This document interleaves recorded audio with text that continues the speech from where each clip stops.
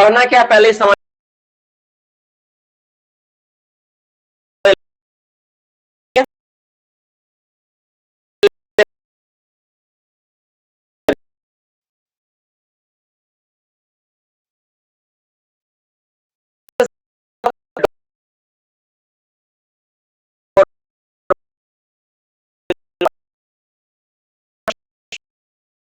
Statutory मतलब जैसे मान लो रूल है, ठीक है, रेगुलेशन, इन सब चीजों में क्या क्या बोला गया इसके बारे में जानना है। थर्ड नंबर तुमको क्या करना है, ठीक है, वेंटिलेशन सर्वे, वेंटिलेशन सर्वे के बारे में जानना है। वेंटिलेशन सर्वे मतलब जैसे मतलब जो प्रेशर सर्वे होता है तुम्हारा, क्वांटिटी सर्वे होता है, और तुम्हारा क्या होता है वेंटिलेशन सर्वे में, प्रेशर सर्वे, क्वांटिटी सर्वे और quantity survey, quantity, quality, pressure survey, ये तीन तो सर्वे होता है, इसके बारे में जानना है। फिर तुमको जानना है जिसके बारे में, गैस के बारे में जानना है। फिर और किसके बारे में जानना है, इंस्ट्रूमेंट के बारे में जानना है। गैस के बारे में कैसे, जो गैस टेस्टिंग में पढ़ते हो अलग अलग गैस के बारे में जो जानना होता है वो होता है। और इंस्ट्रूमेंट मतलब इंस्ट्रूमेंट जैसे एनोमोमीटर, वैलोमीटर, पिटर ट्यूब, ठीक है, तुम्हारा क्या बोलता है, काटा थर्मामीटर, जितना भी होता है, हाइग्रोमीटर, जितना भी इंस्ट्रूमेंट उसके बारे में जानना। तो ये स्टेज में हम लोग खत्म करेंगे, इस तरह हम लोग पढ़ेंगे। हाँ, इसमें थोड़ा सा एक चेंजेस होता है बहुत बार, जैसे कभी कभी हम लोग इसको पहले पढ़ा देते हैं फिर इसको रख देते हैं, ऐसा होता है। जैसे एसेसरीज को पहले पढ़ा दिए, स्टैट्यूटरी को बाद में पढ़ा, ऐसा होता है, ये ऊपर नीचे होता है, अप डाउन होता है, ऐसा होता है। लेकिन नॉर्मली हम लोग क्या करते हैं, हम लोग कोई मतलब नहीं इसमें, और लेकिन इतना सारा टॉपिक सबको कवर करना है तो धीरे धीरे आपको करके पूरा वेंटिलेशन खत्म हो जाएगा, अलग से आपको मेहनत करने को उतना जरूरत नहीं पड़ेगा, ठीक है। तो ये है प्रोसेस, इस तरह हम लोग खत्म करेंगे, और वेंटिलेशन पूरा खत्म करने के बाद ही कुछ नया चीज स्टार्ट करेंगे, ये आप दिमाग में बैठा लेना, ठीक है। पहले वेंटिलेशन पूरा खत्म होगा, उसके बाद नया फर्दर हम लोग कोई चीज स्टार्ट करेंगे, उसके बाद हम लोग जानेंगे सारा चीज के बारे में।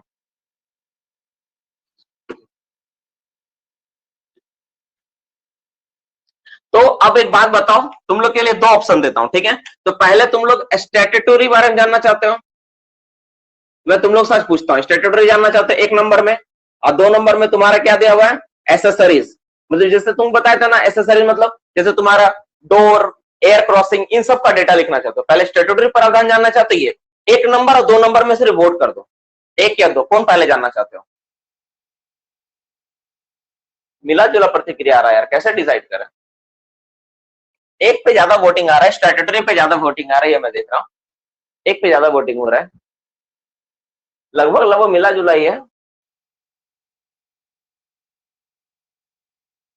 चलो ठीक है, मैं समझ गया, चलो ठीक है, मैं समझ गया, समझ गया, हम लोग वोट करते रहेगा बार बार, ठीक है, झगड़ा करने से मतलब नहीं है, मतलब मिला जुला प्रतिक्रिया आया कि 1 और 2 दोनों। तो जब इस तरह से जब कभी हो जाता है ना, तो क्या होता है ना, उस केस में जो चेयरमैन होता है ना, चेयरमैन का अधिकार होता है कि इस केस में क्या किया जाए। जब कमेटी के सारे मेंबर आपस में बराबर वोट करें तो चेयरमैन के पास डिसाइड करने का ऑप्शन होता है, तो जिसको जो पढ़ाना होता है वो अपने स्तर से पढ़ाते हैं, उनको लगता है कि हाँ ये बेहतर हो सकता है, तो वो उस चीज से स्टार्ट करते हैं, वहां से स्टार्ट करते हैं। लेकिन सच में बड़ा टफ है मेरे लिए भी इसमें से, क्योंकि दोनों सेम वैल्यूज रखते हैं, दोनों सेम होता है, सेम चीजें को रखते हैं वो लोग। और अभी जैसे हम लोग किए ना, तो मेरे हिसाब से तुम्हारा सबसे पहले हमको लगता है स्टैट्यूटरी पढ़ लेना चाहिए, क्योंकि इसको जब तुम खत्म कर लोगे ना तो एक आइडिया मिल जाएगा, और इसके साथ ही हम लोग कर सकते हैं। एक काम कर, दोनों मिला के करते हैं, ठीक है ना। पहले स्टैट्यूटरी प्रावधान देख लेते क्या क्या है, नेक्स्ट हम लोग उसके बाद जानते हैं कि ये सारी चीजें, सब चीज के बारे में पढ़ते हैं, उससे एक आइडिया बनेगा दिमाग में, एक ब्रेन में ना एक आइडिया क्लियर होगा कि कर क्यों रहे, क्यों करना होता है, क्या करना होता है इसके बारे में। दैट्स वाई सबसे पहले हम लोग एक काम करते हैं ना, पहले हम लोग स्टैट्यूटरी से स्टार्ट करते हैं, और आज ही हम लोग उसको भी कर लेंगे, दोनों मिला के करते हैं, क्योंकि आप लोग का जो जवाब है मिला जुला जवाब था, इसे दोनों मिला के करते हैं, ठीक है ना। चलो दोनों मिला के करते हैं, चलो। तो सबसे पहले लिखो, पहला हम लोग नोट्स से स्टार्ट कर, अपना क्लास स्टार्ट करें, ठीक है। लिखो हेडिंग, तो लिखो right the purpose, right the purpose, right the purpose of standard of ventilation.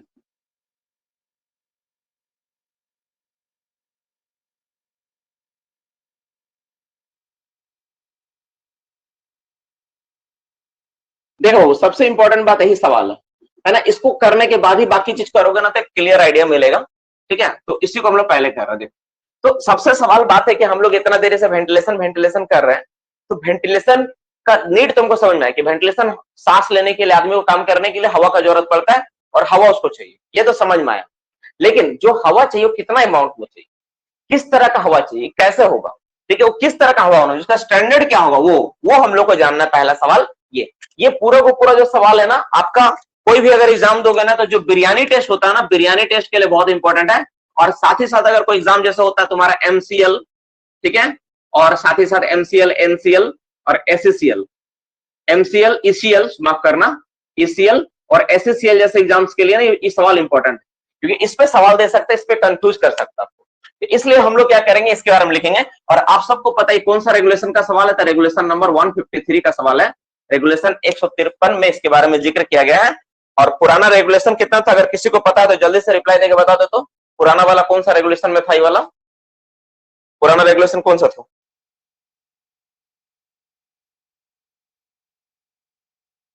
पुराना कौन सा रेगुलेशन बोला गया था बाबू? 130, 130 में पहले का रेगुलेशन 1957 में 130 में था, ठीक है ना। और अभी कितना में, अभी 153 में। तो हम लोग इसको बारे में स्टार्ट करते लिखना। तो स्टैंडर्ड ऑफ वेंटिलेशन मतलब क्या? स्टैंडर्ड ऑफ वेंटिलेशन मतलब वैसा हवा होना चाहिए, हवा का गुणवत्ता क्या होना चाहिए, क्या खास बात होना चाहिए, हवा का क्वालिटी क्या होना चाहिए। तो पहला क्वालिटी क्या होना चाहिए, हवा कैसा होना चाहिए, एक नंबर, ठीक है, ऐसा हवा होना चाहिए जो कि क्या कर पाए, to clear away the smoke, dust and sting. ये क्या कर सके, टू क्लियर, किसको क्लियर कर सके, क्लियर अवे, किसको दूर भगा सके, clear away the smoke, dust, smoke dust comma sting and sting, ठीक है, दो नंबर, दो नंबर। दूसरा क्या होना चाहिए, मैं पढ़ा ना हूं, मैं जैसे मेरा जो क्वालिटी अगर मैं उसका मतलब बोल के नहीं पढ़ाता ना, मुझे संतुष्टि नहीं मिलता है। पहले ध्यान सुनो, कहानी तो क्या है, पहले कहानी समझना पड़ेगा, फिर बाद में लिखेंगे। देखो सबसे इंपॉर्टेंट बात है कि देखो हवा के स्टैंडर्ड के बारे में बात करें तो एयर का स्टैंडर्ड क्या होना चाहिए। हवा के स्टैंडर्ड ऐसा स्टैंडर्ड होना चाहिए जिससे क्या हो कि जैसे मान लो कि अगर हम बोले कि हवा भेजना है, तो हवा भेजने से काम नहीं चलेगा। तुम बोलोगे सर हवा तो जा रहा है, कैसा हवा जा रहा है, तो सर देखिए वहां पर कोई आदमी, सर वहां पे देखिए वो पत्ता कागज रखे सर उड़ गया, तो ऐसा बोलने से नहीं चलेगा, आपको एक मेजरमेंट प्रॉपर देना पड़ेगा। क्योंकि डीजीएमएस का माफ करना, डीजीएमएस का द्वारा सुझाया गया नियम उस अनुसार आपको देना पड़ेगा। तो हवा का कुछ खास बात है, क्या क्या खास बात है जो कि सीएमआर 153 में। डियर स्टूडेंट्स, अगर आप कहीं पर भी एग्जाम देने जाते हो, मैं कुछ उदाहरण देता हूं, आपको समझाता हूं कि जैसे इंटरव्यू वगैरह होता है ना, तो इंटरव्यू में आपको बोलना कैसे चाहिए, समझाना कैसे चाहिए, आपका वे ऑफ टॉकिंग क्या होना चाहिए, आपका वे ऑफ क्या बोलता है, वे ऑफ मतलब ऐसा टॉकिंग करना है, ऐसा इंटरव्यू देना है ना ताकि सामने वाला आपसे इंप्रेस हो जाए, उसका तरीका क्या होगा मैं समझाता हूं। जैसे मान लो तो सिंपल एक सवाल पूछा जो कि कॉमन क्वेश्चन है, स्टैंडर्ड ऑफ वेंटिलेशन डिफाइन। तो तुम अगर किसी को बोलोगे तो नॉर्मली क्या बोलोगे, सर सीएमआर 153 के तहत ये बोला गया, ऐसे ना बोलोगे। लेकिन नियम क्या है, अगर मैं बोलूंगा एज ए इंटरव्यूअर तो मैं कैसे जवाब दूंगा, मैं समझाता हूं। मैं बोलूंगा सिंपल कि सर जो स्टैंडर्ड ऑफ वेंटिलेशन होता है ना, अगर स्टैंडर्ड ऑफ वेंटिलेशन का देखा जाए तो उसमें बताया गया कि खदान में हवा कैसा होना चाहिए और गुणवत्ता क्या होना चाहिए। सर इसमें तीन चीजों के बारे में बात किया गया स्पेशली। तो पहला उसमें बोला गया कि सर एयर क्वांटिटी, क्वालिटी और टेम्परेचर के ऊपर बोला गया। तो अब वो कंफ्यूज होगा, ऐसा तो कहीं पढ़े ही नहीं हम। अब तुम उसको एक्सप्लेन करो, कैसे एक्सप्लेन करो कि सर क्वांटिटी के अगर मामले में देखा जाए तो उसमें क्या बोला गया कि जो एयर क्वांटिटी होगा ना वो 6 मीटर क्यूब पर पर मिनट के हिसाब से होगा, और लार्जेस्ट शिफ्ट में कैलकुलेट करेंगे और 2.5 मीटर क्यूब पर टन कोल प्रोडक्शन और डेली प्रोडक्शन के हिसाब से देखेंगे। जो जितना होगा ना उतना एलवीसी में हवा होना चाहिए, इस तरह से तुम डिफाइन करोगे। फिर बोलोगे सर उसमें एयर का क्वालिटी के बारे में बोला गया है, तो क्वालिटी कैसा होना चाहिए सर कि ऑक्सीजन कहीं पर भी ना पूरा हवा में 19% से कम नहीं होना चाहिए और कार्बन डाइऑक्साइड 0.5% ज्यादा नहीं होना चाहिए। साथ ही सर मिथेन के बारे में बोला गया है। जैसे मिथेन के बारे में क्या बताया गया सर कि सर मिथेन जो होगा वो जनरल बॉडी ऑफ एयर में कहीं पर भी 1.25% ज्यादा नहीं होगा, और the return airway of the any district जो होगा ना, general body of return airway any ventilation district, उसमें 0.75% ज्यादा नहीं होगा। अगर तुम ऐसे करके कोई चीज को डिस्क्राइब करते हो ना तो टीचर इंप्रेस हो जाएगा कि बच्चा ना बहुत तोड़ बड़ोड़ के डिटेल्स में पढ़ा। पढ़ना एक अलग बात है, लेकिन एक बेसिक आइडिया के साथ पढ़ना, एक सोच के साथ पढ़ना, ये सबसे अलग बात है जो आपको अलग बनाएगा। तो बाबू आपको ऐसा जवाब देना है। तो मैं जैसा अभी लिखा रहा हूं ना, अभी क्या है ना, मैं स्टैंडर्ड ऑफ वेंटिलेशन ही पढ़ाऊंगा, लेकिन आप जो पढ़े हो जैसे पढ़े उससे पूरा अलग तरीके से पढ़ो। तो जैसे अभी क्या हम लोग देख रहे हैं, हम लोग सिर्फ पर्पस देख रहे हैं कि पर्पस क्या है। तो पर्पस पहला क्या है, हवा कैसा होना चाहिए, जो क्या करेगा, to clear away the smoke, dust and sting. मतलब ये क्या करेगा, स्मोक, डस्ट और स्टिंग, मतलब जैसे कोई जहरीला गैस हो गया, कोई डस्ट हो गया और स्मोक धुआं हो गया, इन सब चीजों को हटाने में सक्षम होगा हवा। अब तुम हवा भेज रहे हो, धुआं भी है, तुम बोलोगे सर हवा तो आ रहा, देखिए हवा तो लग रहा है हमको, मेरा शर्ट उड़ रहा है, मेरा चूल देखिए सर उड़ रहा है, ऐसे तुम बताओगे। लेकिन वो क्या है, धुआं धुआं वहां पे होकर रखता है।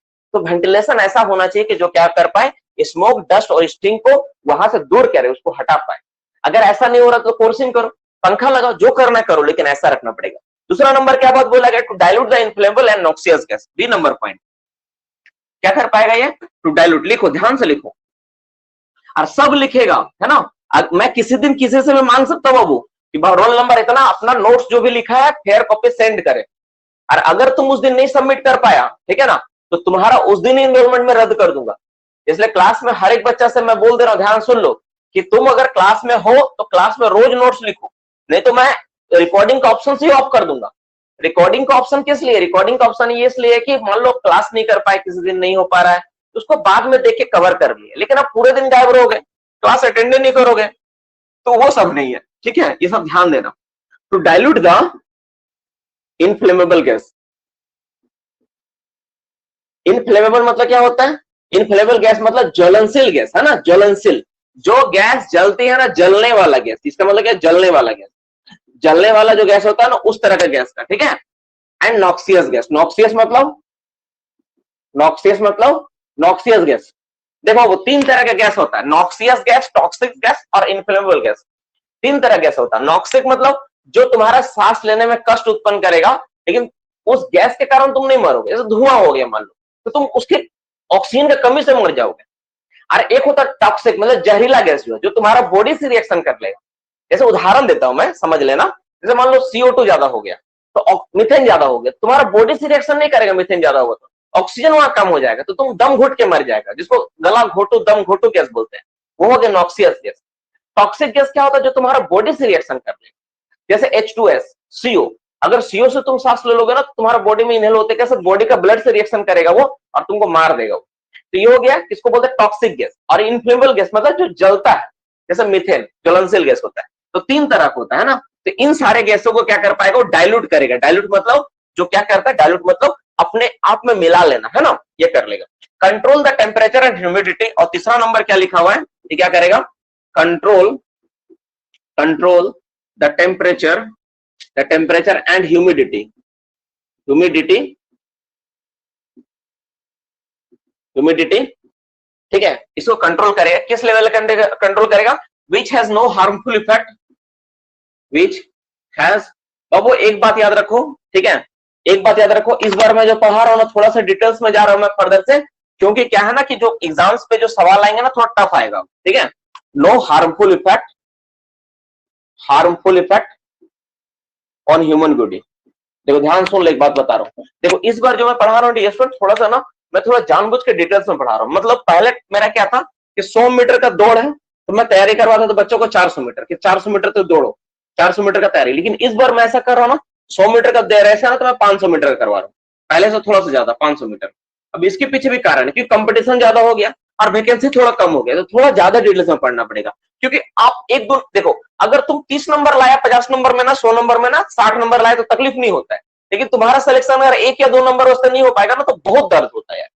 इस दर्द को बर्दाश्त करने का क्षमता होना चाहिए, ठीक है ना, तो वो हम नहीं चाहते कि तुम एकदम मुंह के पास जाके तुम्हारा मुंह के सामने से चिकन लेके पार कर दे। ये जो तकलीफ होता है ना, बहुत दूर वाला होता है। तुमको कोई खाने के लिए नहीं पूछा, अलग मैटर, लेकिन तुम्हारे मुंह के पास लगे कोई छीन के अगर दूर ले जाए तो कैसा लगता है, कि जलजली टाइप का लग जाता है कि मुझे चिढ़ाने का प्रयास किया गया। तो वैसा जो होता है ना, वो चीज। तो हम लोग देख लेते हैं कि पर्पस क्या है स्टैंडर्ड ऑफ वेंटिलेशन का। तो सबसे पहले क्या करता है, clear away the smoke dust sting, मतलब क्या करेगा ये, स्मोक मतलब धुआं, डस्ट मतलब डस्ट तो समझ रहे हो, जो धूलकण होता है, स्टिंग मतलब गैस वगैरह जो है उसको, इसको क्या करेगा, क्लियर अवे मतलब माइंस में से निकाल देगा बाहर, बाहर मतलब निकाल देगा। और अगर नहीं निकाल पा रहे तो क्या करेगा, to dilute the inflammable and noxious gas, अगर माइंस में इनफ्लेमेबल और नॉक्सियस गैस है तो हवा जाएगा, तो हवा क्या करेगा, आपस में मिल जाएगा, आपस में रिएक्शन करके दोनों आपस में क्या होगा, मिल जाएगा। अब मिलने से क्या होगा, उसका डेंसिटी कंसंट्रेशन घट जाएगी, तो ये काम करेगा डाइल्यूट करने का, पतला कर देगा, ठीक है। Control the temperature and humidity, humidity और टेम्परेचर को इतना बढ़ने नहीं देगा जिससे क्या हो, which has no harmful effect on body, human body लिख सकते हैं, बॉडी मतलब ह्यूमन बॉडी का बात हो रहा है, तो किसी भी पर्सन पे, ठीक है, ऑन, ऑन लिखो ना, ऑन ह्यूमन, ह्यूमन लिख दो, और human health, human body health जो लिखना लिखो, ठीक है। तो इस पे इफेक्ट नहीं होगा। तो मोटा मोटे 3 बात था। अगर यहाँ पे किसी को डाउट है तो पहले पूछ लो, फिर हम आगे बढ़ेंगे।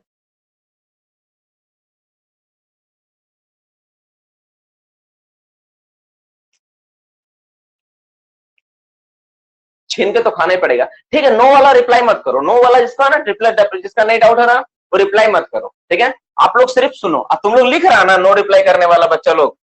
ठीक है, अब हम लोग बात करते हैं ना क्वांटिटी। ठीक है, अब हम लोग इसका सेकंड पार्ट, जैसे देखो ये वाला स्टैंडर्ड ऑफ वेंटिलेशन जो है ना पहला पार्ट हो गया, अब इसको दूसरा पार्ट में बात करें, क्वांटिटी कितना होना चाहिए। मिटा देता हूं इसको मैं। ठीक है, मिटा देता हूं। ठीक है, इसका एक number part quantity of, quantity क्या होगा। ठीक है, तो क्वांटिटी कितना होगा, ये पहला बात हो गया। अब दूसरा नंबर इसी का क्वांटिटी।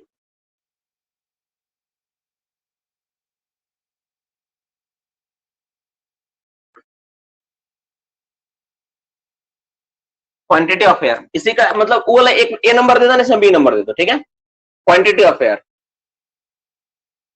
Quantity of air. ठीक है, क्वांटिटी ऑफ एयर कैसा रहेगा, एयर। तो ये जो एयर के बारे में बात कर रहे हैं, B number point quantity of air के बारे में बात किया रहा है, तो कहां पे होगा, वेयर, लोकेशन क्या होगा उसका। नहीं लिख पाया तो अब लिखो जल्दी जल्दी। क्वांटिटी ऑफ एयर कहां पे होगा, उसका लोकेशन कहां पे रहेगा, लोकेशन। ये जो लोकेशन होगा डियर स्टूडेंट्स, लोकेशन कहां होगा, इट इज कहां होगा, the air should pass through the last ventilation connection. ये कहां पे होगा, एट लास्ट वेंटिलेशन पे कनेक्शन, लास्ट वेंटिलेशन कनेक्शन में। ये क्या होता है, मैं डायग्राम बना देता हूं। ठीक है, तो लास्ट वेंटिलेशन कनेक्शन जहां से हवा सबसे आखिर में बह रहा है ना, वहां पे जाकर आपको देखना पड़ेगा कि कितना हवा फ्लो हो रहा है। अब इसमें कितना होना चाहिए हवा। ठीक है, ए नंबर, इसका 2 पॉइंट है, कितना होना चाहिए, that is the 6 metre cube per man. ठीक है, पर मिनट के हिसाब से हवा होना चाहिए, पर मैन पर मिनट के हिसाब से होना चाहिए। और किस बेसिस पे, ब्रैकेट में लिख लो लार्जेस्ट शिफ्ट, ये बहुत इंपॉर्टेंट है, लार्जेस्ट शिफ्ट। ठीक है, और 2 नंबर बी नंबर कितना होना चाहिए, 2.5 मीटर क्यूब। ठीक है, 2.5 मीटर क्यूब पर टन। ठीक है, इतना होना चाहिए। ठीक है, और कैसा होना चाहिए, डेली कोल प्रोडक्शन के हिसाब से, डेली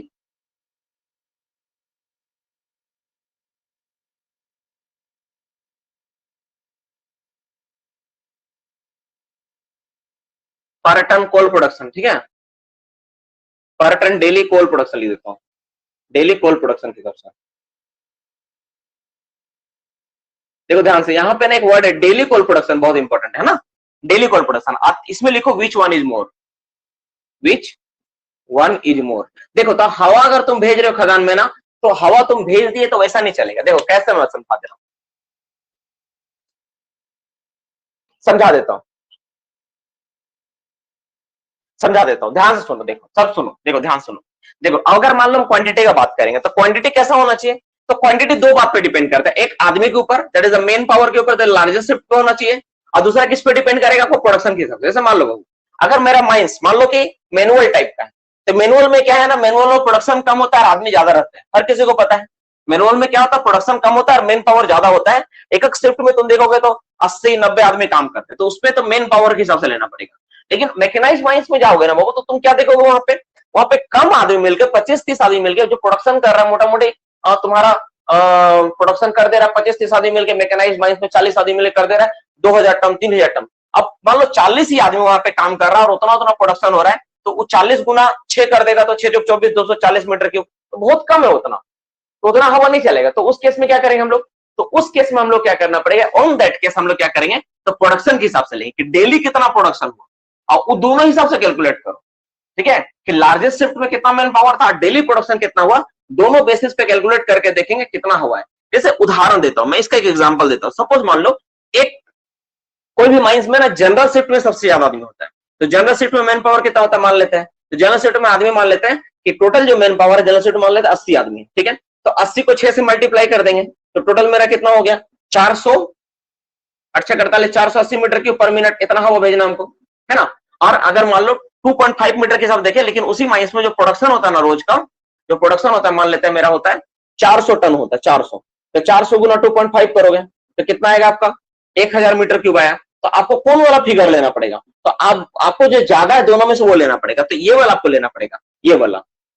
दोनों हिसाब से निकाले हम लोग, निकाले कि एक माइंस में जनरल शिफ्ट में आदमी कितना, 80, तो 6×48 480 मीटर क्यूब आया, और मैं मान लिया 400 टन प्रोडक्शन होता है, 400 को 2.5 से गुना करेंगे जब हम लोग, तो 400 गुना 2.5 इक्वल टू 1000 मीटर क्यूब होगा। तो मैक्सिमम मतलब हवा, अब एक तो निकला 400 से और एक निकला 1000, दोनों में से कौन ज्यादा हो रहा है? तो दोनों में 1000 मीटर क्यूब ज्यादा हो रहा है, तो मेरा माइंस में कम से कम 1000 मीटर क्यूब हवा भेजा जाएगा, लेकिन कहां पर? At last ventilation connection. अभी लास्ट वेंटिलेशन कनेक्शन क्या होता है मैं समझा देता हूं। देखो देखो जैसे बाबू मान लो एलवीसी किसको बोलते हैं, जैसे मान लो ये मेरा एक पैनल चल रहा है, ठीक है, एक पैनल समझाता हूं। डिप्लेयरिंग में नहीं होता है, डेवलपमेंट में होता है। जैसे मान लो एक मेरा पैनल चल रहा है, ठीक है ना, इस तरह से मैं कर रहा है।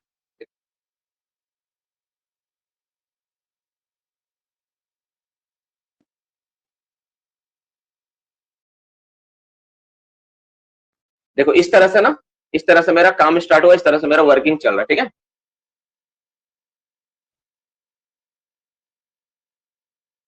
देखो इस तरह से मेरा एक फेस चल रहा है, इस तरह से मेरा वर्किंग चल रहा है, ध्यान देखो, ठीक है ना, इस तरह से मेरा वर्किंग चल रहा है। अब यहाँ पर क्या है मेरा, यहाँ पे पिलर है, इस तरह पिलर यहाँ बना हुआ है ना, और पिलर सब मेरा इस तरह बना हुआ है, और मेरा वर्किंग फेस क्या है, मेरा वर्किंग फेस ये सारा वर्किंग फेस है। और हवा हम लोग कैसे लेके जा रहे हैं? हवा हम लोग लेके जा रहे हैं, देखो हवा हम लोग, देखो डेवलपमेंट में ही होगा, हवा ऐसे लेके जा रहे हैं ऐसे। तो ये सब तुम कोर्सिंग करोगे, ऐसे अगर बंद करोगे तो हवा इधर से जाएगा, है कि नहीं? हवा इनटेक एयर ऐसे जाएगा, ऐसे जाएगा। यहाँ पर तुम बंद किया तो हवा ऐसे जाएगा। तो ये जो लास्ट में देखो, यहाँ पे मेरा हवा आने के बाद क्या होगा, यहाँ से रिटर्न हो जाएगा। ये हवा मान लो यहाँ से रिटर्न हो रहा है, लास्ट यहीं पर, इसके अलावा और कुछ नहीं, बस लास्ट यहीं पे। तो ये जो लास्ट पॉइंट पे, जो लास्ट पॉइंट, ये जो लास्ट पॉइंट है, यहाँ पर हवा इतना होना चाहिए, इसी को लास्ट वेंटिलेशन कनेक्शन बोलते हैं। जो एकदम आखिरी पॉइंट है, डेवलपमेंट का एकदम आखिरी छोर है ना, जहां से पूरा रिटर्न हवा जा रहा है, इसके बाद और कोई कनेक्शन नहीं है, उसी को लास्ट वेंटिलेशन कनेक्शन बोला जाता है। और केवल डिप्लेयरिंग में, डिप्लेयरिंग माइंस में, सॉरी माफ करना, डेवलपमेंट जब करते हैं ना, वहां पे इस चीज को देखा जाता है। फिर से समझो, देखो इधर से तुम पिलर बना बना के लेके आ रहा है, ला रहा है कि नहीं, ऐसे पिलर बना के लेकर आ, ये सब पिलर बना हुआ है, इस तरह पिलर बनाते हुए जा रहा है। तुम एकदम कोर्सिंग करते करते लेके आए मस्त, ऐसा कर कोर्सिंग करके लाया, हवा यहाँ से लाया, ऐसा लाया, अब इधर से लेके जा रहे हो। लेकिन लास्ट वेंटिलेशन कनेक्शन जहां पे सबसे यहाँ नहीं होगा, एक्जैक्टली यहाँ पे होगा जहां से हवा घूम रहा है, मतलब इसके बाद और कोई पिलर और फेस नहीं है। तो जहां से हवा घूम रहा है ना, एकदम लास्ट में आखिरी छोर पे, उस जगह पे कितना हवा होना चाहिए? देखो यहाँ पे होगा एक्जैक्टली, जैसे यहाँ से आया ना, यहाँ पे इस फेस में, यहाँ पे जब सबसे आखिरी वाला है, तो यहाँ पर ये वाला पॉइंट पे, तो सबसे आखिरी वाला में कितना होना चाहिए, उसी को लास्ट वेंटिलेशन कनेक्शन बोलते हैं। और ये दो फिगर से कैलकुलेट करेंगे, एक तो होगा आपका पर मैन के हिसाब से, और एक होगा आपका किसके हिसाब से, प्रोडक्शन के हिसाब से। दोनों में जो ज्यादा होगा इतना हवा देना है। तो पहला हम लोग देखें कि जनरल रिक्वायरमेंट एयर का क्या है, जो डाइल्यूट करेगा, टेम्परेचर ह्यूमिडिटी को बढ़ने नहीं देगा, नॉक्सियस इनफ्लेमेबल्स को डाइल्यूट कर देगा, और डस्ट, फ्यूम और वेपर्स को क्या करेगा, बाहर निकालेगा। ये तीन चीज देखें। दूसरा हम लोग क्वांटिटी को देखें, क्वांटिटी हवा में कितना होना चाहिए, तो दो फिगर देखें ये। अब हम लोग बात करेंगे एयर का क्वालिटी। तीसरा हम लोग क्या बात करेंगे, क्वालिटी के ऊपर, ठीक है। तीसरा पॉइंट यहां तक समझ में आने वाला क्या है, दो पॉइंट, जिसको नहीं समझ में वो मैसेज करें, बाद बाकी सब लोग ओके, सब ठीक है। आगे हम लोग बढ़ते हैं। जिसको नहीं समझ में आया, एलवीसी कहां होगा, डेवलपमेंट या डिप्लेयरिंग? देखो एलवीसी ना, हम लोग एलवीसी जो होता है ना, ज्यादातर डेवलपमेंट में होता है, डेवलपमेंट में देखते हैं हम लोग। डिप्लेयरिंग में एलवीसी को पता कर पाना बड़ा बड़ा क्रिटिकल होता है, ठीक है। अब कोई माइंस का डिजाइन अगर वैसा बना हुआ है ना तो हो सकता है, लेकिन बोर्ड एंड पिलर में तो बहुत मुश्किल होता है, ठीक है। चलो अब नेक्स्ट हम लोग बात करते हैं। अब इसके बाद हम लोग बात करते हैं किसमें, ठीक है। अब इसमें हम लोग किसको बात करते हैं, हम लोग क्वांटिटी, क्वालिटी के बारे में बात करते हैं। क्वालिटी ऑफ एयर क्या होना, क्वालिटी ऑफ एयर के बारे में बात करना चाहिए। एयर का क्वालिटी क्या हो, क्वालिटी ऑफ एयर मतलब C number point, A B C number. तो एयर का क्वालिटी क्या होना चाहिए, तो एयर का क्वालिटी के बारे में बात करते हैं हम लोग।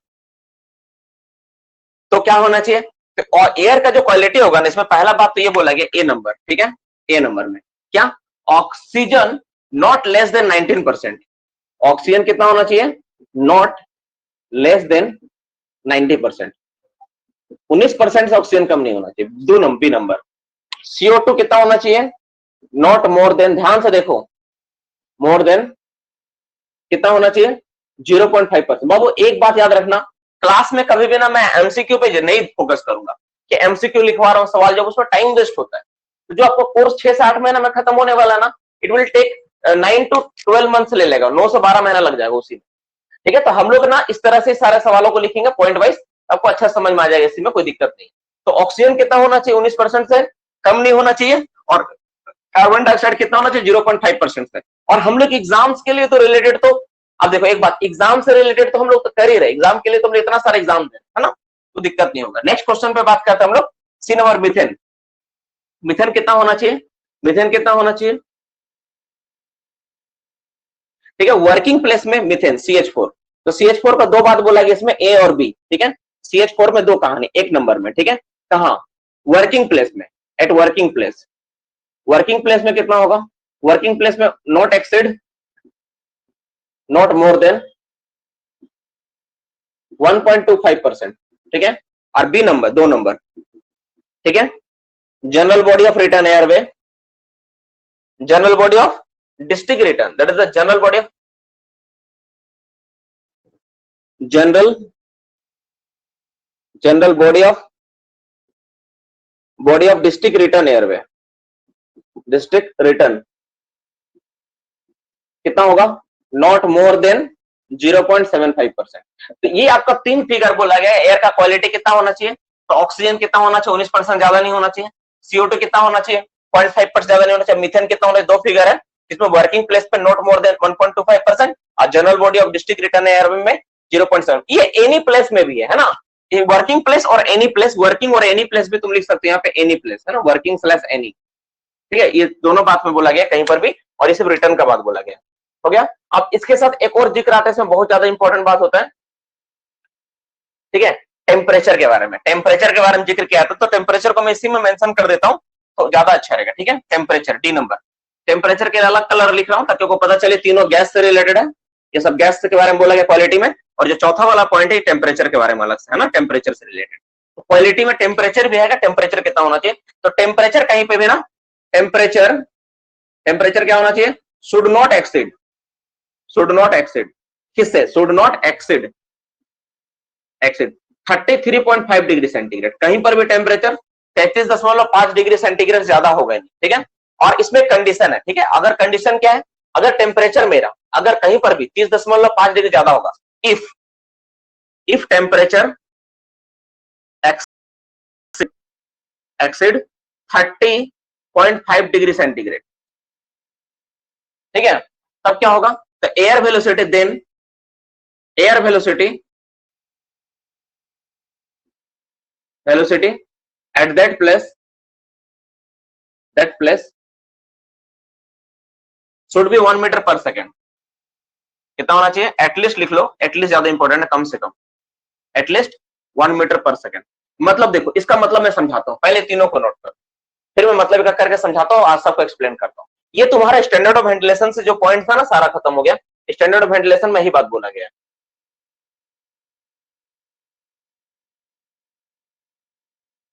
ठीक है। तो स्टैंडर्ड ऑफ वेंटिलेशन को तुम पढ़ते हो, जो जानते हो ना, स्टैंडर्ड ऑफ वेंटिलेशन में इतना ही बात बोला गया। स्टैंडर्ड ऑफ वेंटिलेशन में ही सारी चीजें, ध्यान से देख लो, ठीक है। आप लिख लो इसको, हम लोग कॉपी पेस्ट नहीं कर रहे हैं, हम लोग एकदम पूरा समझ के उस चीज को देख रहे हैं। देखो, किताब में सारी इंफॉर्मेशन है, पर किताब में क्या है ना, हर एक चीज को इतना टफ बनाया गया, इतना घुमा दिया गया ना, जहां पे तुम कंफ्यूज हो सकते हो। इसीलिए हम लोग क्या किया, इसको सिंपल बना दिया। नोट कर लो डियर स्टूडेंट्स।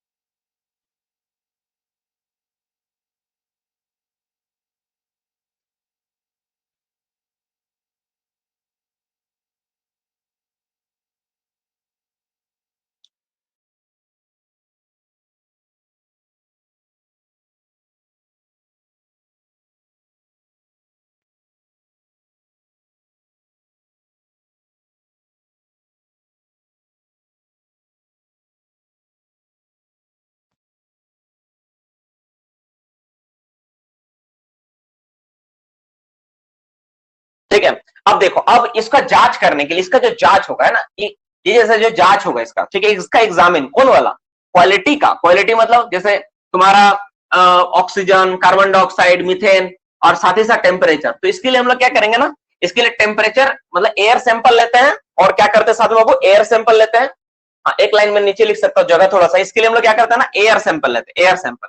जैसे इसको जांच करना तो एयर सैंपल लेंगे हम लोग, एयर सैंपल लेंगे, और साथ ही साथ हम लोग क्या करेंगे, अगर हमको टेम्परेचर जानना, ह्यूमिडिटी जानना, तो हमको क्या करना, ह्यूमिडिटी मतलब एयर सैंपल एंड ह्यूमिडिटी निकालेंगे हम लोग। ये कब निकाला जाता है? ये हम लोग निकालते हैं कितना इंटरवल पे ह्यूमिडिटी? ये निकालते हैं हम लोग वंस इन 30 डेज। इसको जांच करने के हम लोग 30 डेज में एक बार करके हम लोग इसका जांच करते हैं, 30 दिन में एक बार। ये वाला पूरा का पूरा देखो, ये ध्यान देखो, ये और ये जो जांच होता है ना, कब किया जाता है हम लोग, तो कम से कम 30 दिन में एक बार हम लोग जांच करके देखते हैं कि ठीक ठाक है कि नहीं, ठीक ठाक काम कर रहा है कि नहीं। तो मोटा मोटी ये बात है। अगर इसमें किसी को कंफ्यूजन है, जो बच्चा को कंफ्यूज हो रहा है कोई भी चीज को लेके, वो केवल मैसेज करेगा, बाकी लोग मैसेज नहीं करेंगे बिना मतलब का। सर अगर आपके पास प्लान है तो प्लान में एक बार एलबीसी बता दीजिए। देखो मेरे पास जो प्लान है ना, डिक्लेयरिंग डिस्ट्रिक्ट का प्लान है। तो डिक्लेयरिंग डिस्ट्रिक्ट में ना एलबीसी थोड़ा समझा पाना टफ होता है। उसमें एलबीसी हम लोग क्या बोलते हैं ना, दिखा देते हैं क्या, एक हवा लेकर के दो हवा जहां पे मिला उसी को एलबीसी दिखा दी। वो ऐसा नहीं होता। एलबीसी क्या होता है ना, सबसे लास्ट वेंटिलेशन कनेक्शन, मतलब सबसे end of the ventilation district. मेरा एक दोस्त था अमित शर्मा, वो जब एग्जाम देने गया था डीजीएमएस के एग्जाम ना, तो उससे पूछा था सेम क्वेश्चन, एलबीसी क्या होता है। तो एलबीसी बोला कि सर मैं डायग्राम बना के आपको ये बता सकता हूँ, मुझे अनुमान है। बोला ठीक है बनाइए। तो जैसे मैंने आपको बताया ना, उसी तरह डायग्राम बताया था आपको। तो इस तरह से एलबीसी यही वाला है।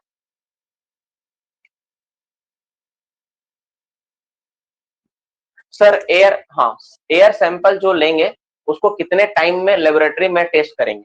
देखो बाबू, एयर सैंपल जो लेते हैं उसको लेबोरेटरी में टेस्ट करने के लिए हम लोग लेबोरेटरी में 2 या 3 दिन, 2 फिगर है, उसको टेस्ट करते हैं। एयर सैंपल किस में लेते हैं, अभी मैंने आइडिया, देखो मैं दिखा देता हूँ। एयर सैंपल हम लोग लेते हैं इस तरह का बैग में।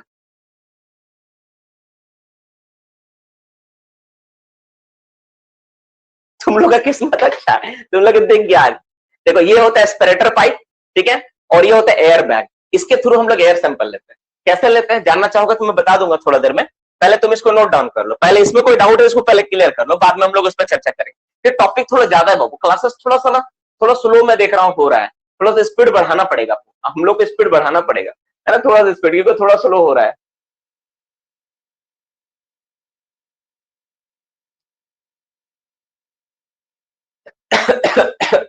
विवेक अपना सवाल को हम लोग बाद में पूछेंगे। हम लोग क्वांटिटी और क्वालिटी सर्वे जब करेंगे ना, तो पता चले कि एयर सैंपल हम लोग कहाँ कहाँ लेते हैं, लोकेशन क्या होगा। अभी हम लोग स्टैंडर्ड ऑफ वेंटिलेशन पे सिर्फ बात कर रहे हैं, एयर सैंपल हम लोग नहीं पढ़ रहे, उसमें क्वालिटी सर्वे में आएगा।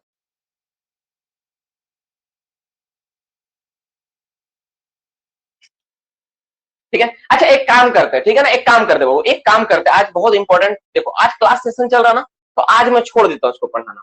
आज हम लोग इसको छोड़ देते हैं, कल हम लोग इसको यूट्यूब में लाइव आके ना, कल यूट्यूब में लाइव होगा, तो यूट्यूब में कल लाइव आके इसको समझा दूंगा। अच्छा रहेगा कि नहीं, आज काहे टाइम वेस्ट करें, जब कल हमको समझाना ही है तो। क्या बोलते हो, कल यूट्यूब में लाइव आकर समझा देंगे, यूट्यूब में आपको मिल जाएगा। पुराना नया स्टूडेंट जो भी देखेगा यूट्यूब में आकर देख लेना, इसके बारे में बताऊंगा। क्या ठीक रहेगा कि नहीं, इसमें टाइम वेस्ट नहीं करते, छोड़ो इसको, बस तुम लोग देख लो। ये स्प्रेटर पाइप होता है जिसके जरिए नॉन रिटर्न बल्ब लगा होता है इसमें। तो इसमें non return bulb, non return bulb लगाते हैं यहाँ पे। और ये होता है ब्लेडर। तो इसमें कैसे इस्तेमाल करते हैं, क्या होता नहीं होता है, इसमें हम लोग कल चर्चा करेंगे, कल हम लोग देखेंगे।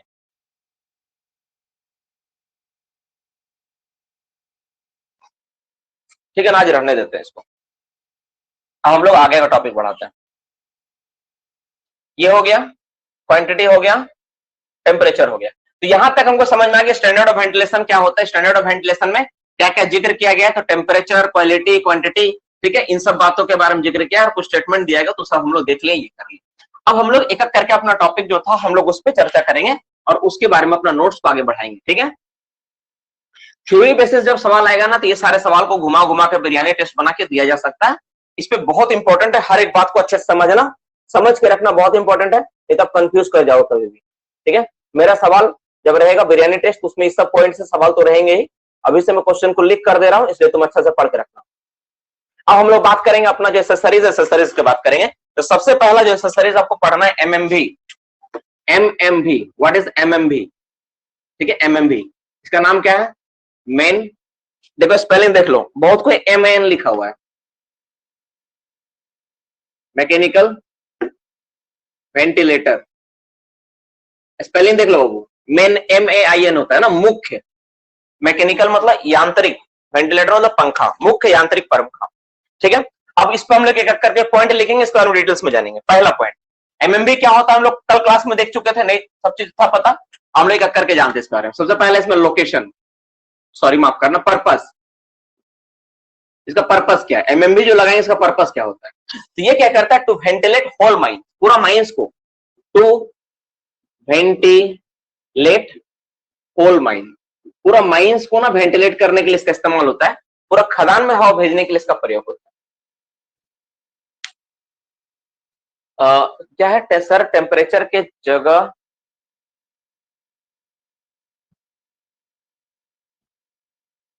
हाँ, तो तुम वहां पे क्या टेम्परेचर मैंने लिखा है क्या? 33.5 डिग्री सेंटीग्रेड जो था, क्या लिखा था बाबू?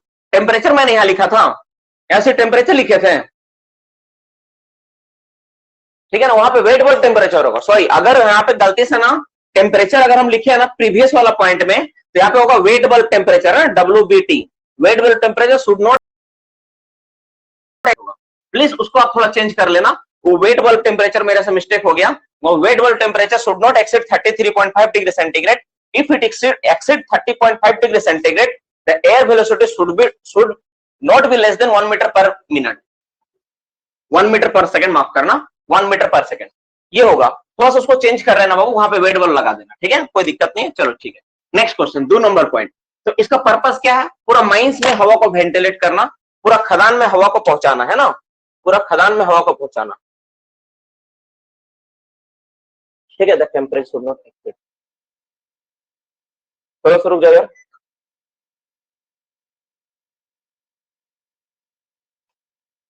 ठीक है, ये हवा को पहुंचाना होता है। हाँ नीलेश, हाँ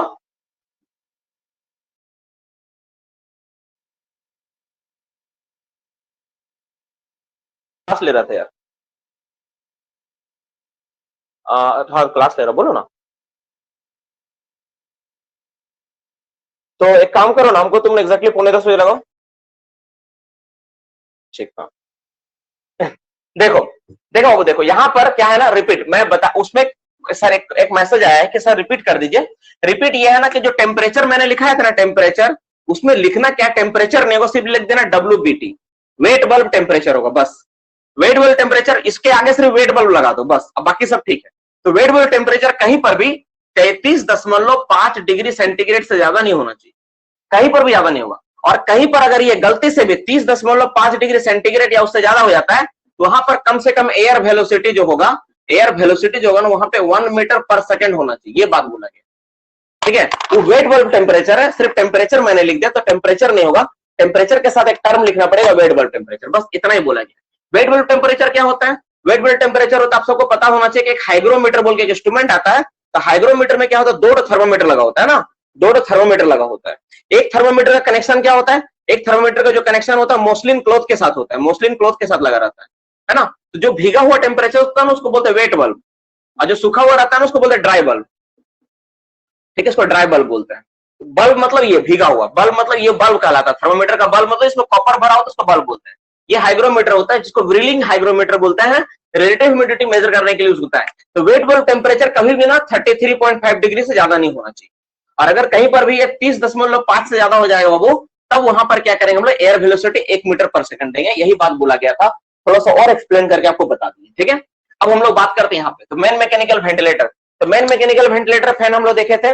मेन मैकेनिकल वेंटिलेटर फैन क्या होता है? मेन मैकेनिकल वेंटिलेटर फैन जो हम लोग खदान में यूज करते हैं, जो माइंस में पूरा यूज किया है, तो वो, और इसका पर्पस क्या होता है? इसका पर्पस होता है टू वेंटिलेट होल माइंस, पूरा संपूर्ण खदान में हवा भेजने के लिए, संपूर्ण खदान को वेंटिलेट करने के लिए इसका इस्तेमाल होता है। अब इसका लोकेशन क्या होता है, कहाँ लगाते हैं हम लोग इसका लोकेशन? तो ये डिपेंड करता है कौन सा टाइप का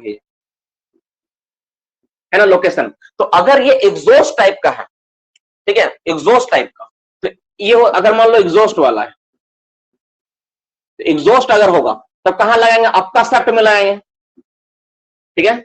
और अगर अगर ये मान लो 2 नंबर अगर फोर्सिंग टाइप का है, तो कहां लगाएंगे हम लोग? डाउन का शफ्ट में लगाएंगे। लेकिन आपको एक बात याद रखना पड़ेगा, क्या कि जो माइंस में यूज होता है ना, कोल माइंस में एग्जॉस्ट टाइप का यूज होता है, ठीक है ना? यहां पे लिख लो, तो इन कोल माइंस, इन कोल माइंस, ठीक है, exhaust type, exhaust type, exhaust type, TYP type fan use exhaust type fan use होता है, ठीक है ना, फैन यूज। तो ये वाला आप नोट करके ऐसे लिख सकते हैं, कोई दिक्कत नहीं है, ठीक है? नेक्स्ट 3 नंबर पॉइंट पर चर्चा करें। पॉइंट नंबर 3 क्या चाहिए? Distance between the fan drift from the shaft of the, ठीक है, फैन ड्रिफ्ट से from the mouth of the shaft, ठीक है? डिस्टेंस कितना डिस्टेंस पे लगाएंगे?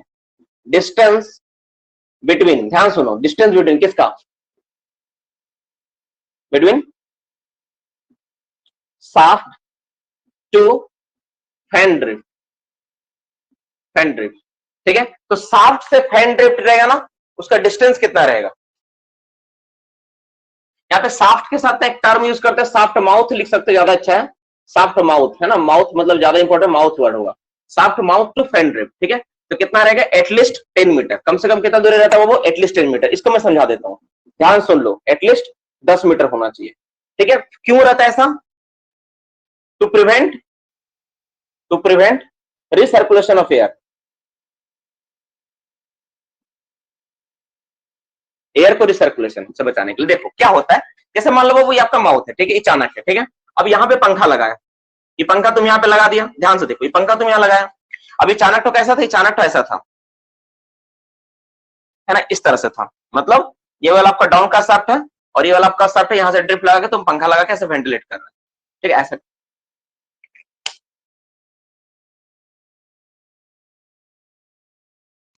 अरे यार डायग्राम बना रहा हूं ना, दिख नहीं रहा है।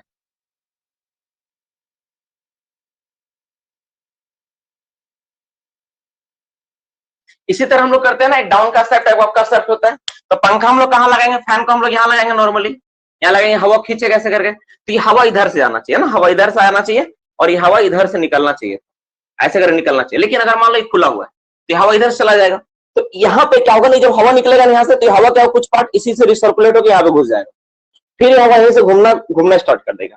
तो रिसर्कुलेशन ना, अगर हवा इसके अंदर जाके फ्लो भी हो तो एयर वैसा फ्लो हो, शुद्ध फ्लो हो।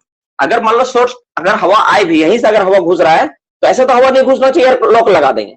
लेकिन अगर मान लो एयर लॉक तुम लगाए फिर भी लीकेज है, तो क्या होना सकता है कि यही हवा रिसर्कुलेट होकर आ जाएगा। तो recirculation of air, to prevent the recirculation से बचने के लिए हम लोग क्या करते हैं, इसको कितना दूर बनाते हैं हम लोग, कम से कम 10 मीटर दूरी पे लगाते हैं ताकि रिसर्कुलेशन ना हो पाए, ठीक है। इसी को बोलते हैं रिसर्कुलेशन ऑफ एयर, से हम लोग 10 मीटर दूर लगाते हैं।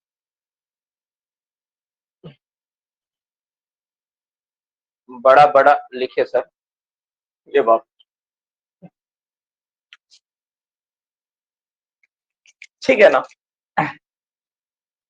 इस soft mouth, incline mouth opening कहीं से भी हो सकता है, ठीक है, उसे 10 मीटर दूरी होना चाहिए। अरे सही बोल रहा, थोड़ा बड़ा बड़ा लिखता हूँ, रुको थोड़ा सामने ला देता हूँ।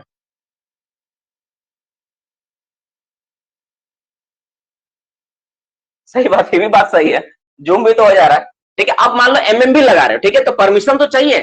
खदान में अगर तुम कुछ भी बनाओगे तो परमिशन लेना पड़ता है, तो एमएम भी लगाने का परमिशन कौन देगा, परमिशन किसको लेना पड़ता है, permission required. I think 4 number point होगा, पॉइंट नंबर 4, परमिशन रिक्वायर्ड।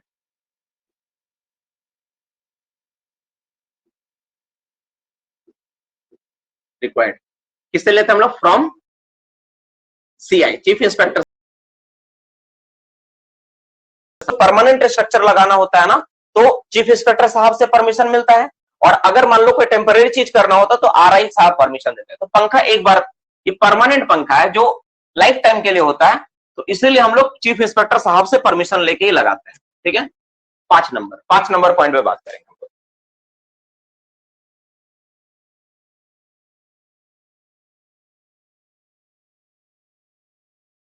ठीक है, पावर सोर्स, इसमें पावर सोर्स कितना चाहिए, पावर सोर्स। देखो कोई भी पंखा चलेगा ना, तो अगर एक पावर दे के रखोगे सोर्स में तो बंद हो सकता है। तो अभी का नियम क्या बोलता है, कम से कम 2, एटलीस्ट 2, याद रखना, एटलीस्ट 2 पावर सोर्स होना चाहिए, कम से कम 2 पावर सोर्स होना चाहिए, एटलीस्ट 2 पावर सोर्स पंखा में देना है, 2 जगह से करंट उसमें आना चाहिए ताकि वो ये कर पाए, ठीक है। अब पॉइंट नंबर 6 नंबर में बात करते हैं, परमिशन कौन देगा, चीफ इंस्पेक्टर। पावर सोर्स कितना चाहिए, कम से कम 2 पावर सोर्स होना चाहिए।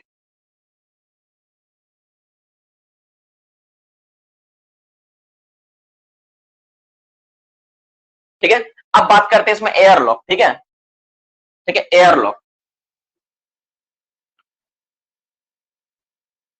ठीक है, to prevent to prevent to prevent the leakage, नहीं, टू प्रिवेंट लीकेज नहीं होगा, तो कैसे लिखेंगे, लीकेज ही होगा, LEAKG, leakage, to prevent leakage of air from from mouth of shaft, mouth of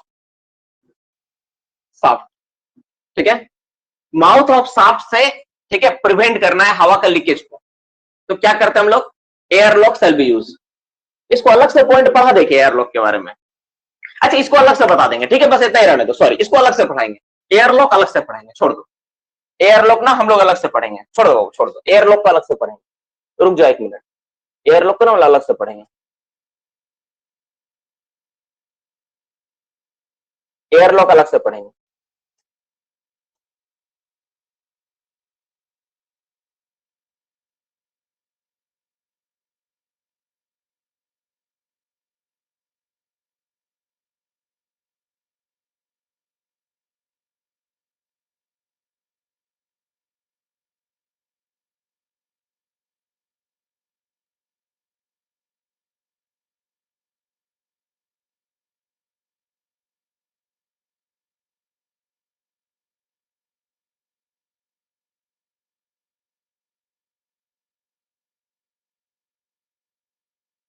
ठीक है, अब होगी 5 बात, तो 5 बात तुम लोग याद रखोगे?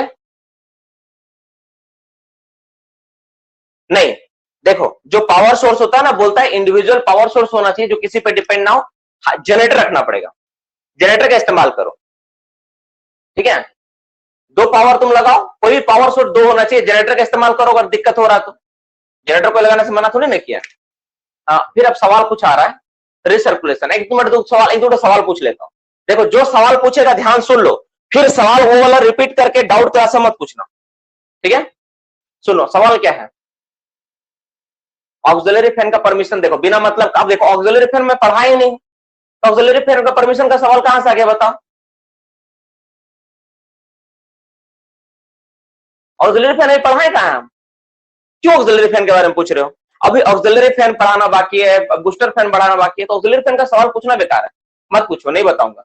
एमएमबी माइंस का एक होता है या एक से अधिक, रुको एमएमबी माइंस में एक होता है, एक से, अगर एक से अधिक होगा, करीब होगा तो कंटिन्यू चलाता रहेगा तो हो जाएगा, नहीं एमएमबी माइंस में एक ही होता है, वो चलता है 24, इसका जो रनिंग होता है ना, आप लिख सकते हो रनिंग आवर जो होता है, ये अगर कोई आपसे पूछ दे कि बाबू एमएमबी कितना देरी बंद करना है, ध्यान सुनो, ठीक है ना, इसमें तो रनिंग, रन कितना करता है, रनिंग आवर इसका क्या होता है, रनिंग आवर, इसमें तो 24 इंटू, माफ करना, 24x7 आवर चलता है, 7x24, 7x24 आवर चलता है, मतलब सप्ताह में 7 दिन 24 घंटा चलेगा, बंद नहीं होगा, ठीक है, ये बंद करने का नियम नहीं है।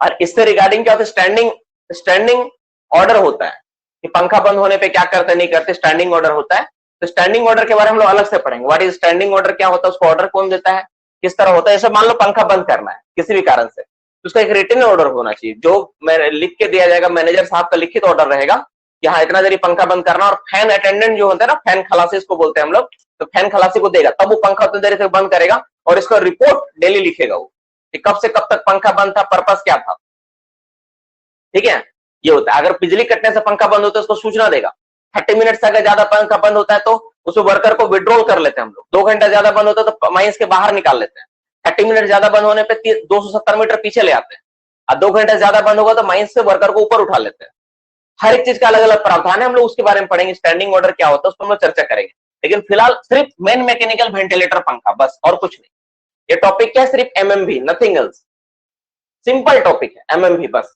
ठीक है, इसके अलावा और कुछ नहीं इसमें जानना है। एमएमबी क्या होता है, कैसे इस्तेमाल करेंगे, रनिंग आवर लिख दिए, इससे रिलेटेड था इसलिए बता दी। अब हम लोग बात करते हैं इसके बाद एयरलॉक के बारे में, चलो एयरलॉक के बारे में। अच्छा इसमें एक और होता है ना, इंस्पेक्शन, इसका इंस्पेक्शन एक होता है, एक चीज छूट रहा था मेरा दिमाग से, ठीक है, 7 नंबर इंस्पेक्शन, इंस्पेक्शन में क्या करना था, इसका जांच क्या करेगा, तो इसमें ना, इसमें क्या होगा, इसका स्पीड एम्पेयर, ठीक है, water gauge, speed ampere water gauge, speed देखो ध्यान से, स्पीड एम्पेयर,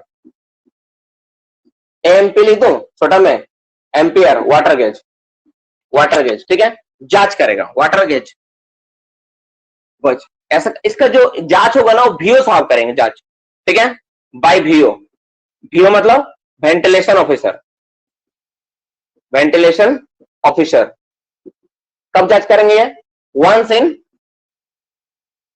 इन डे, एक दिन में एक बार जांच करेंगे, कम से कम एक बार जांच करेंगे, ठीक है। और इसका रिकॉर्ड ना हर आवर रिकॉर्ड मेंटेन करना होता है, डेली हर एक घंटा इसका रिकॉर्ड मेंटेन करना होता है, ठीक है। हर नोट करके लिख सकते हो, इसका जो फैन अटेंडेंट होगा ना वो हर घंटा इसको रिकॉर्ड मेंटेन करेगा, ठीक है। रिकॉर्ड, ठीक है, रिकॉर्ड, ठीक है, एवरी आवर बाय फैन खलासी, फैन अटेंडेंट, ठीक है। जो फैन अटेंडेंट होगा ना उसका हर आवर रिकॉर्ड इसको मेंटेन करेगा वो, ठीक है। लेकिन उसका जो एग्जामिन होगा वो हम लोग क्या करेंगे, फैन एमएमबी का वो वेंटिलेशन ऑफिसर करता है और वो कब करेगा, दिन में एक बार करके उसको जांच करेगा, ठीक है। ये मोटा मोटी आप लोग का हो गया यहाँ पे।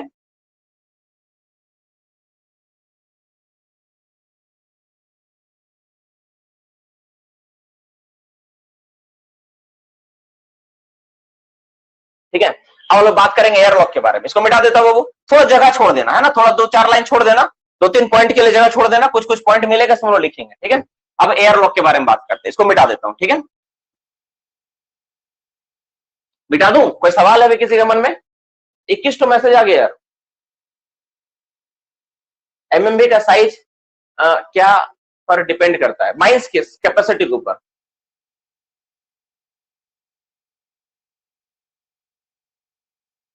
माइंस में छुट्टी नहीं होता है, अरे तुम लोग पता नहीं, एज ओवरमैन सरदार charge hand over take over होता है। हाँ, माइंस में छुट्टी और माइंस बंद बोल के क्या होता है यार? नहीं, तुम्हारा माइंस में नहीं चलता अलग मैटर है, माइंस में छुट्टी बोल के थोड़ी ना होता है, ये नहीं होता है। एमएमबी में कितने ब्लेड होंगे, लगे होंगे? एमएमबी में नंबर्स ऑफ ब्लेड से ज्यादा ना पिच पे डिपेंड करता है, एंगल ऑफ पिच ज्यादा इंपॉर्टेंट होता है। नहीं, वो जो 8 ब्लेड आप बोल रहे हो ना, इसको ना देखना पड़ेगा यार, ब्लेड कितना होता है, डिपेंड करता है ना